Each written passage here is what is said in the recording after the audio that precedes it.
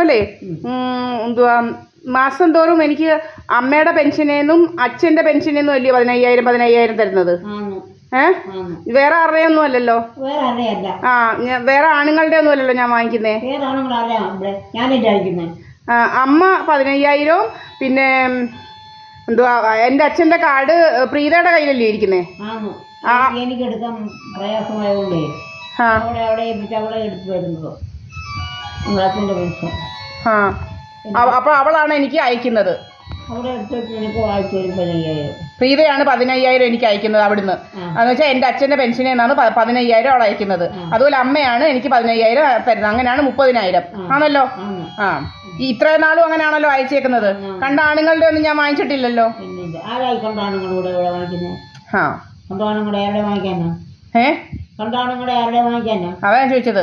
അച്ഛൻ്റെ കാർഡ് പ്രീതയുടെ കയ്യിലായതുകൊണ്ട് അവളാണ് അവളുടെ അക്കൗണ്ടിൽ നിന്ന് എന്ന് വെച്ചാൽ എൻ്റെ അച്ഛൻ്റെ പൈസ 15,000 അവൾ അയക്കുന്നത്. അതുപോലെ അമ്മയുടെ പെൻഷനിൽ നിന്നും 15,000. നിങ്ങളുടെ അച്ഛൻ്റെ അക്കൗണ്ട് എനിക്ക് പെൻഷൻ എടുക്കാൻ ബുദ്ധിമുട്ടായതുകൊണ്ടേ അവിടെ കൊണ്ടാണ് ഞാനത് എടുപ്പിക്കുന്നത്.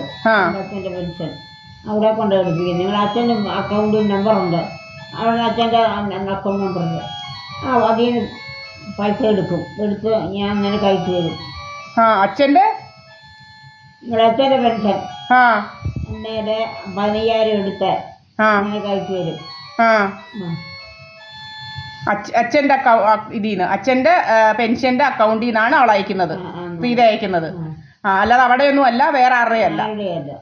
എൻ്റെ അച്ഛൻ്റെ പെൻഷൻ്റെ ATM കാർഡ് അവിടെ കയ്യിലാണ്. പറഞ്ഞാൽ മതി. അച്ഛൻ്റെ പെൻഷനിൽ നിന്ന് പിന്നെ ഞാൻ പറഞ്ഞിട്ട് അയച്ചു വരുന്നത്.